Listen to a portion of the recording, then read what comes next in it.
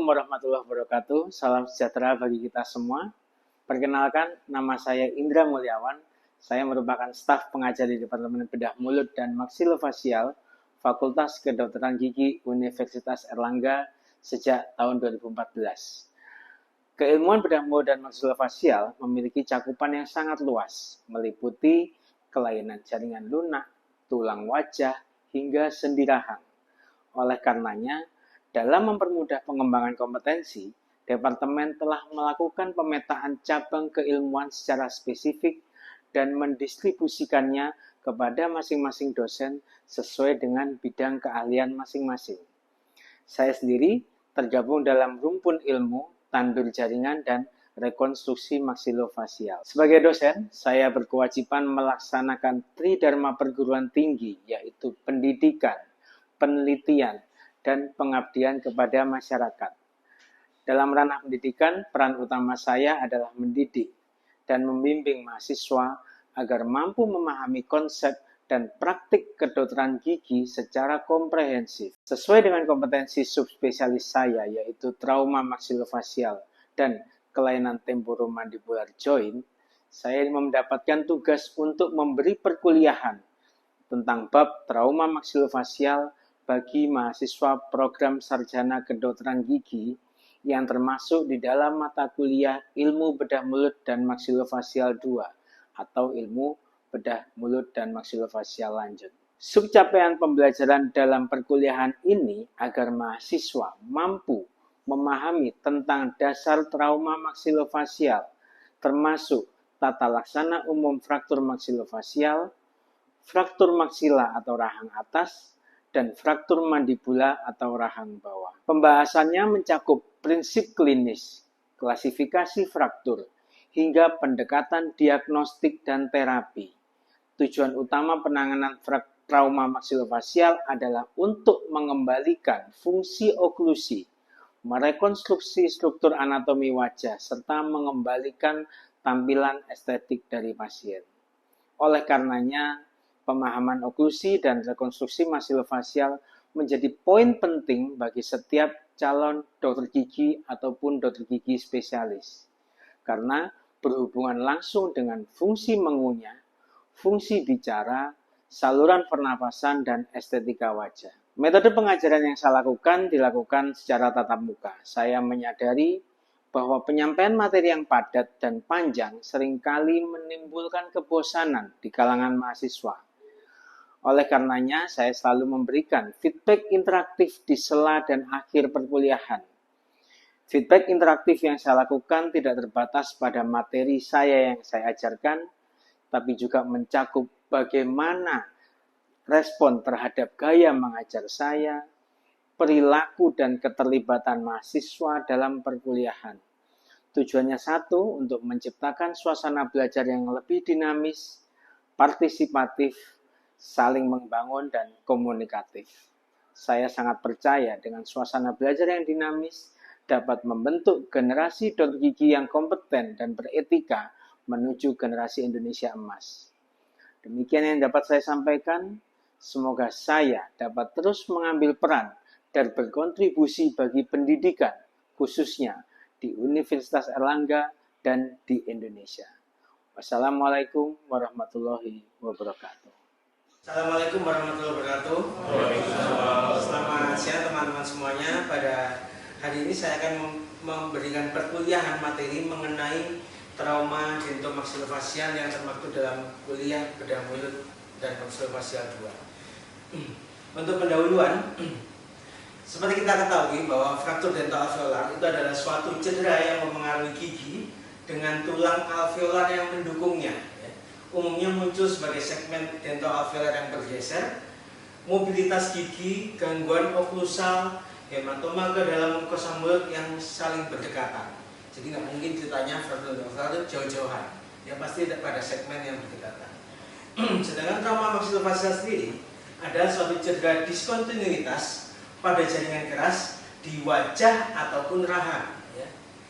Baik trauma wajah dapat muncul dengan tanda laserasi kulit ditandainya, kemudian dengan luka bakar, penyumbatan pada rongga hidung ataupun sinus, kerusakan pada rongga orbita mata, fraktur pada tulang rahang dan hidung. Jadi pada hari ini saya akan mempresentasikan mengenai ya bahwa ketika kita ketemu dengan suatu fraktur dental alveolar, bisa jadi fraktur dental alveolar akan terkait dia dengan patahnya gigi dan tulang pendukungnya atau alveolaris.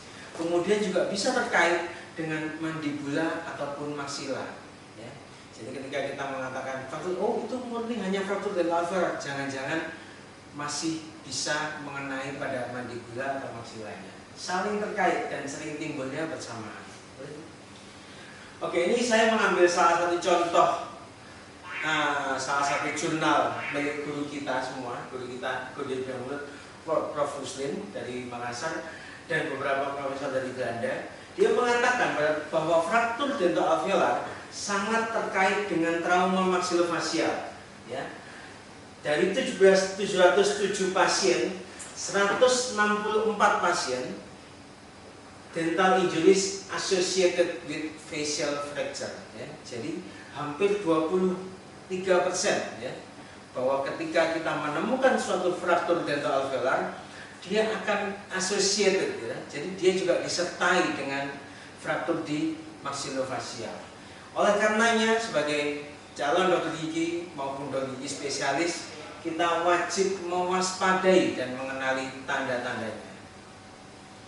Kita mulai dulu dari tipe fraktur dental alveolar. Ini yang pertama ada protrusion, ada subluxasi, ada ekstrusi, ada lateral luxasi, ada intrusi, avulsi, dan infraksi. Semuanya ini masih terkait dengan tulang alveolarnya. Ya. Jadi kalau kontrusi dia hanya bergerak sedikit ya, bergoyang. Subluxasi dia pergerakannya ke depan dan belakang. Ekstrusi dia keluar dari soketnya. Kalau lateral luxasi dia bergerak ke depan dan memecahkan tulang alveolarnya. Kalau intrusi dia masuk ke atas, ya. Kemudian avulsi dia lepas dari rumahnya atau soketnya, dan infraksi dia disertai dengan crack, biasanya ada hairy line. Ya. Ketika kita mengatakan pada gambar-gambar yang bawah, maka ini terkaitnya dengan patahnya giginya. Ya. Patah giginya ada enamel fracture ya, enamel dan dentin fracture. Jadi enamelnya terkena, dentinnya terkena. Enamel dentin pulp fracture. Ya. Jadi ada mahkota, akar dengan tanpa invasi ke pulpa juga ada, dengan invasi ke pulpa ada, dan root fracture atau akar atau sepertiga akarnya patah juga ada, dan alveolar fracture. Ya. Apa bedanya ketika kita ngomong alveolar fracture sama lateral? Ketika kita lateral, maka dia bagian salah satu sisi atau depannya. Tapi kalau alveolar, seluruh penyangganya dia sudah patah. Ya. Jadi kaitannya tadi faktor alveolaris dental alveolar dengan gigi dan penyangganya. Next. Tanya. Iya, silakan. Saya sebelumnya. Di antara tipe-tipe fraktur ini yang prognosanya paling jelek yang mana? Oke, pertanyaan bagus ya. Ketika kita berbicara prognosa, maka di antara semua ini prognosa yang paling buruk adalah intrusi. Ya, ketika gigi itu masuk ke dalam. Ada yang bisa kira-kira kenapa kok intrusi ya? Ya, bisa membayangkan? Kalau dari semua ini subluxasi, ekstrusi, lateral luxasi, avulsi, ya, atau mungkin infection, itu semua dia tidak merusak rumahnya, tidak merusak soketnya. Ya. Bisa teman-teman bayangkan ya. Jadi dia gigi, dia cuma lepas atau mungkin pecah ke belakang, ke depan, tapi dia tidak merusak rumahnya secara keseluruhan. Tapi ketika dia intrusi, maka tulangnya itu rumahnya itu hancur, saudara. Ya. Ketika rumahnya hancur, maka ketika dikembalikan kita hanya bisa mengintervensi giginya untuk memfiksasi, tetapi kita tidak bisa mengintervensi harus bagaimana tulang alveolar yang menyangga kembali. Ya.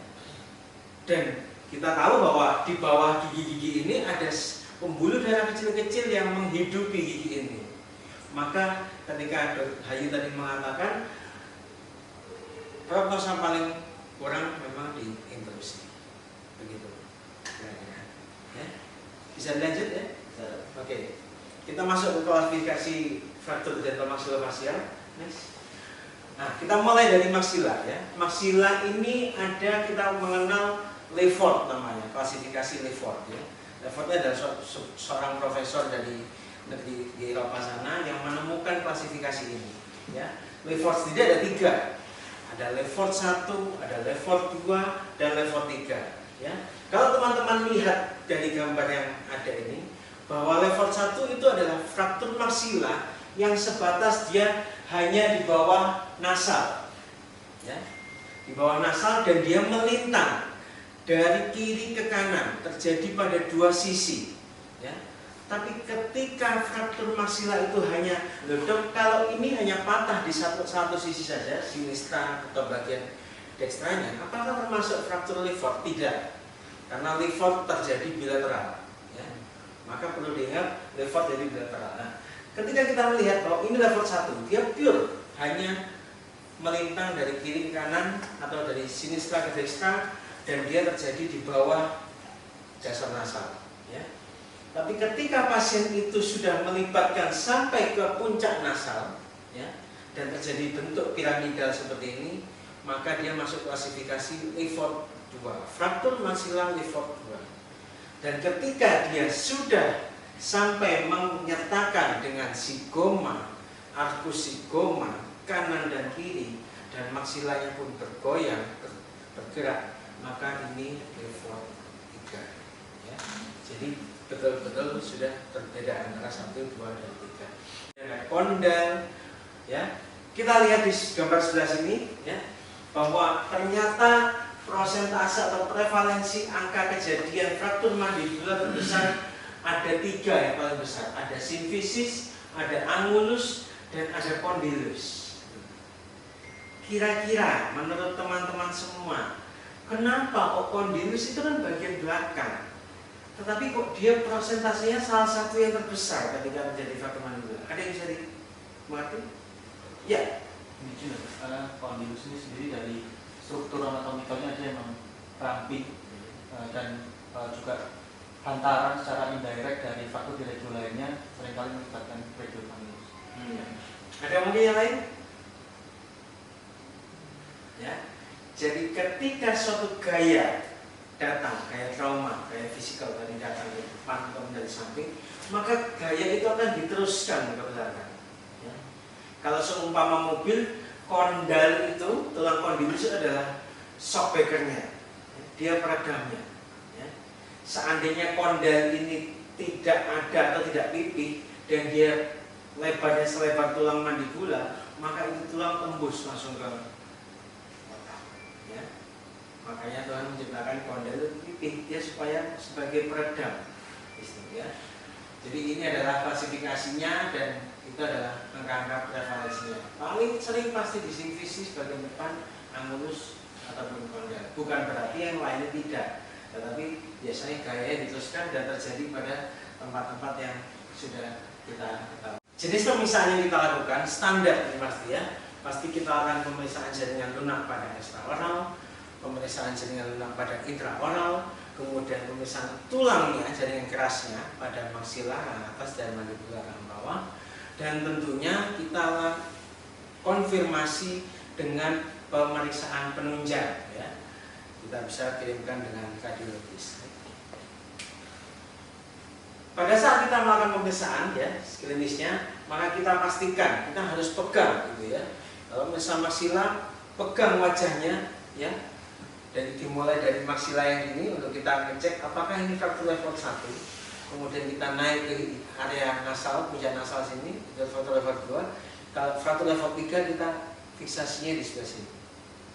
Tangan kita masuk ke maksila ini, kita goyang ya, untuk maksila ya. Kemudian pemeriksaan dimulai dari atas frontal, dicek semua sama teman-teman ya. Jangan sampai ada kelewatan orbitanya di bawah matanya, kemudian ke zigomanya, kemudian turun ke maksila tadi yang sudah saya sampaikan, kemudian lanjut ke mandibula. Posisinya kepada posisi yang seanatomis mungkin ya. Setelah kita posisikan atau reposisi dan konstruksi dengan posisi yang anatomis, kita fiksasi. Setelah kita fiksasi, kita istirahatkan, imobilisasi, supaya kita memberikan kesempatan tulangnya untuk sembuh dan nyambung kembali. Ya. pada posisi yang anatomis. Lalu setelah itu kita rehabilitasi, kita latih, latihan buka tutup mulut, diberi diet lunak, latihan menggigit, dan lain-lainnya. Ya. Ini adalah macam-macam fiksasi yang diberikan pada fraktur dental. Ada Eric Akbar, ESIC, kemudian Eric Akbar, kemudian ada bracket spleen, ada eyelid wiring, ada multiple loop wiring, ada composite spleen. Semuanya memiliki tugas masing-masing. Ya. Ketika kita bicara bahwa itu hanya terjadi pada dua regio yang terlibat, segmen yang terlibat, mungkin kita bisa menggunakan yang ringan-ringan seperti multiple loop wiring atau eyelid. Oke, jangan pernah melupakan inform consent, inform to consent. Mengapa? Karena kita terkait. Ketika kita bicara trauma maksilofacial, maka kita juga bicara mengenai jaringan keras dan jaringan lunaknya. Ketika kita ngomong jaringan lunak, pasien bisa jadi di masa mendatang akan mengeluh kepada kita, loh, kok luka saya jadi jelek, kok bopeng saya jadi jelek. Maka kita harus inform consent dan inform to consent. Mulai dari kemungkinan yang terbaik sampai kita bicara buttress ya. Ketika kita bicara trauma maksilofacial, maka kita harus ingat penyangga-penyangga dari regio maksilofacial. Teman-teman bisa lihat di gambar sebelah kanan. Ini ketika kita bicara masalah penyangga wajah, kita lihat garis merah dan garis biru, ini adalah gaya atau garis-garis penyangga wajah. Maka kalau kita menemui suatu trauma maksilofacial, maka sebenarnya kita cukup mengintervensi daerah-daerah tersebut. Maka itu akan meneruskan gayanya dan menyangga, menopang bentuk wajah. Ya. Sistem ini terdiri dari beberapa komponen yang terdiri dari buttress vertikal, ya, dan buttress horizontal. Semuanya, jadi kalau pasang termasuk mini plate sekalipun, maka kita harus pasang mini plate pada garis-garis ini. Tidak boleh ada mini plate, fiksasi mini plate yang melintang dari garis ini. Ya. Next. Kasus dan tata fraktur maksilofacial terkait dengan dental kompleks. Boleh lanjut? Ya, kasus yang pertama, contoh kasus ya. Saya mendapatkan pasien wanita pos KLR.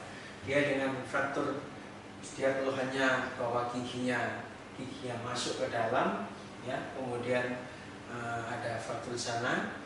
Kemudian saya lakukan pemeriksaan dan akhirnya saya putuskan untuk dilakukan tindakan operasi. Next. Kita reposisi, ya, kita bersihkan lukanya, kita reposisi, kemudian kita jahit pada saat itu, kemudian pasang archbar, ya, untuk memfiksasi. Intrusi dia, ya, kita tarik gigi yang keluar, kita posisikan dengan baik, kemudian kita fiksasi dengan archbar. Ya, ini hasilnya setelah tindakan dilakukan operasi. Setelah selesai juga kita rujuk ke spesialis konservasi gigi untuk menambahkan giginya yang patah dan bangkit. Oleh karena kita harus bekerja secara multidisiplin dan secara tim. Next. Untuk kasus yang kedua, fraktur dental alveolar sering terkait dengan fraktur mandibular dan sering misdiagnosis kalau kita tidak memahami konsepnya. Kalau teman-teman tidak sadar dan melihatnya sekali datang, loh, oh ini fraktur dental alveolar ini, cukup nanti kita fiksasi aja dengan archbar atau eyelid, ya. Tapi kita nggak perlu foto, nggak perlu apa. Tapi kalau kita lihat satu foto, kita lihat fotonya, bahwa ternyata dia ada fraktur secara oblik patahnya. Ya. Oleh karenanya setelah difoto kita akan kita siapkan untuk operasi. Next. Jadi kita akan foto CT scan, kita lihat dan memang dia ada displace dari tulang mandibularnya. Kita akan reposisi lagi, ya. Jadi setelah kita pasang, kita lihat ada fragmen tulang yang patah di sini. Kemudian kita pasang archbarnya terlebih dahulu untuk memfiksasi gigitannya, posisinya. Kemudian kita identifikasi lagi posisinya dan kita posisikan pada posisi yang baik. Kemudian kita pasang mini plate. Ada yang kira-kira bertanya, kenapa kok hanya satu? Kenapa kok dua? Mini plate bisa jadi pasang satu, bisa jadi pasang dua, tergantung bagaimana kebutuhannya. Tapi kalau di atasnya sudah ada gaya yang diistirahatkan dengan archbar, maka kita tidak perlu pasang dua, bisa cukup pasang satu. Ya, ini hasilnya. Setelah kita lakukan pemasangan mini plate dan asper, kita kunci gigitannya. Ini yang disebut dengan imobilisasi, bahwa tulang itu tidak boleh digerakkan, tidak boleh bergerak terlebih dahulu. Kita beri kesempatan untuk dia bisa sembuh atau menyambung. Ya. Setelah selesai, kita buka karetnya, maka pasien pun harus latihan buka tutup mulut. Itulah rehabilitasi. Ya. Next. Pasien yang berikutnya kita juga punya. Ada pasien datang dengan posisi dia pos jatuh pada saat naik motor, kemudian dia merasakan gigitannya tidak stabil atau gigitannya tidak nyaman. Akhirnya setelah dilakukan fotoradiologi, kita dapatkan ada suatu fraktur mandibula di situ. Ya. Fraktur mandibula, kemudian kita lakukan reposisi, ya, dengan pasangan asper, kita fiksasi juga. Kemudian kita lihat, kita dapatkan identifikasi garis frakturnya, kita dapatkan fraktur pada tulang mandibulanya. Kemudian kita lakukan pemasangan mini plate di sini. Ya, gimana? Untuk tindakan olive plating apakah harus selalu dipasang asper? Ya, oke. Pertanyaan baik, ya. Apakah semua tindakan olive plating harus dipasang dengan asper? Tindakan olive plating tidak semua harus dipasang asper. Ya. Kalau seandainya, menurut teori kita kalau sudah pasang 2 mini plate, maka itu bisa dilepas aspernya. Tetapi kita jangan lupa bahwa kita seorang bergigi, kita harus kunci itu oklusi. Ya. Karena pasien sebaik apapun melakukan, baik hasilnya kayak apapun, tapi selama dia tidak bisa menggigit dengan baik, maka operasi kita termasuk gagal. Oleh karenanya, untuk menjaga oklusi yang baik, saya selalu mempertahankan dan pasang dengan IMF. Ya. Iya. Kenapa kalau yang ini ada yang pakai 2? Oke. Nah, kenapa kok pakai 2? Kenapa kok yang tadi pakai 1? Ya, karena yang tadi samping, ya. Kemudian yang ini di depan. Kenapa kok pakai 2? Kenapa pakai 1? Kalau ini di depan hanya dipasang 1, maka torsinya terlalu besar. Ya. Dia resiko terjadi relapse. Karena gayanya di sini, gaya di mandibula bagian depan torsinya cukup besar, sehingga dia potensi relapse. Makanya dia harus dipasang 2 atas. Jadi menjaga torsi di bawah dan menjaga torsi di dekat gigitan di atas. Ada lagi? Boleh lanjutkan? Oke, yang berikutnya juga ada, ya. Kita punya pos pasien dengan pemasangan orto, coba, ya. Pasien dengan pemasangan orto. Kalau teman-teman nanti punya pasien orto, pasang kawat orto, kemudian KLL kecelakaan, maka itu sebenarnya ambrol semua. Jadi misalkan hanya kebentur 1, karena dia ada gaya kawat gigi, maka semua gigi yang terlibat dengan kawat giginya biasanya akan ikut rusak, ya. Dan ternyata betul, mungkin kawat giginya dia nahan, tapi setelah itu karena frakturnya diteruskan ke belakang dan dia terjadi fraktur kondil bilateral. Ya. Bagaimana kita melakukan tindakannya?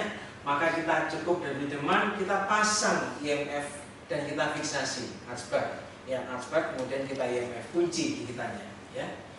Loh, dok, kenapa kok nggak dibuka?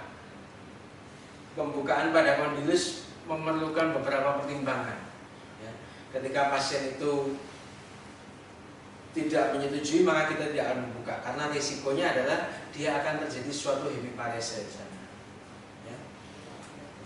Next. Iya. Tapi terapi yang ideal menurut dokter untuk yang membuka kondil atau yang itu, dokter? Kalau kita kembali, ya. Ketika kita menemukan kasus seperti ini, ada fraktur kondil bilateral, gold standarnya tetap harus dilakukan plating. Tetapi pasien harus kita edukasi mengenai risikonya, karena pembukaan akses ke kondil itu banyak struktur anatomis penting di sana. Ya. dan itu melalui preauricular. Ya. Tetapi kembali lagi, apa yang mau kita kejar? Kita mengejar apa? Membenahi oklusinya dan membenahi tulangnya, atau oklusi dulu kita kedepankan? Kalau saya melakukan seperti ini dan hanya di IMF Asper, maka saya mengedepankan oklusi terlebih dahulu. Ya. Nanti pasien pasti saya edukasi. Kalau ternyata di masa mendatang ada kesulitan buka tutup mulut, maka ini harus di-attack, harus dibuka. Ya. Tetapi apakah ini harus langsung kita buka? Baiknya langsung sebenarnya, tetapi kita harus memberitahu edukasi kepada pasien. Next. Ya, ini tentu yang lain ya. Boleh kembali? Ya. Let's next. Ini ya, satu terlibat dengan zigoma, masih lain kalau kita lakukan fiksasi dengan IMF, Asper, kemudian kita pasang plate, kemudian kita jahit kembali. Lagi-lagi terkait dengan dental alveolar ya. Ketika dia gigitannya tidak stabil, maka jangan-jangan nggak cuma giginya, tapi juga dengan masilahnya. Cukup? Next. Ya, terus. Oke, terima kasih. Mungkin itu yang bisa saya sampaikan mengenai perkuliahan trauma maksilofasial kali ini. Sampai di sini, adakah teman-teman yang ingin menanyakan? Saya persilakan. Iya, silakan. Intrusi. Kenapa tidak terpasang ashbar seluruh region? Kenapa tak ada video tunggu di situ? Oh, ya ketika intrusi tadi. Ya. Ya. Kenapa kita harus memasang ashbar segitu panjang? Ya, kenapa kok tidak yang dua aja itu atau yang terlibat dekat situ? Ya. Saya masih punya prinsip bahwa yang namanya perawatan dental alveolar memang itu baiknya ditambahkan penahannya, penjangkarannya sama seperti orto ya. Jadi kalau terlibatnya di 1121, maka kita harus memfiksasinya sampai regio minimal 1424. Begitu ya. Sebenarnya kalau pada kasus yang saya tadi cukup sebenarnya kalau dia hanya di intrusi 1112, 21 kalau saya tadi juga kan, maka saya harusnya menambahkan ketiga kiri, tiga kanan. Karena itu sebagai penahannya, Yasmin. Tapi kalau seandainya kenapa tadi saya pasal lebih panjang ya? Karena pada saat itu saya merasa bahwa saya perlu fiksasi yang lebih lama di situ. Karena kasusnya intrusi. Maka saya harus mempertahankan posisinya seanatomis mungkin dan saya mempertahankan supaya intrusinya bisa pulih kembali. Ya. Ada lagi? Ya, silakan tadi. Tanya dokter, kapan kita melakukan oriflating approach-nya itu dari intraoral dan kapan kita lakukan approach-nya dari extraoral? Oke, nah, pertanyaan bagus ya. Kapan kita intraoral, kapan kita extraoral? Semua bergantung kebutuhan. Ya. Ketika saya pernah punya pasien fracture mandibula, ya, dan itu sebenarnya indikasinya approach intraoral, tetapi karena dia sudah ada kadung luka terbuka di sini, maka saya approach-nya extraoral. Jadi kita memanfaatkan luka yang sudah ada. Tapi seandainya kita masih bisa approach intraoral tanpa harus merusak extraoralnya, maka kita tetap mengedepankan approach intraoral. Ya. Mungkin itu dari saya. Terima kasih atas waktunya teman-teman semuanya. Kalau mungkin ada yang masih kurang jelas, silakan dipertanyakan dan boleh kontak langsung dengan saya kapanpun. Ya kan? Kalau ada kasus yang ingin didiskusikan, saya sangat terbuka sekali. Terima kasih atas waktunya. Semoga bermanfaat. Saya akhiri. Selamat sore. Assalamualaikum warahmatullahi wabarakatuh.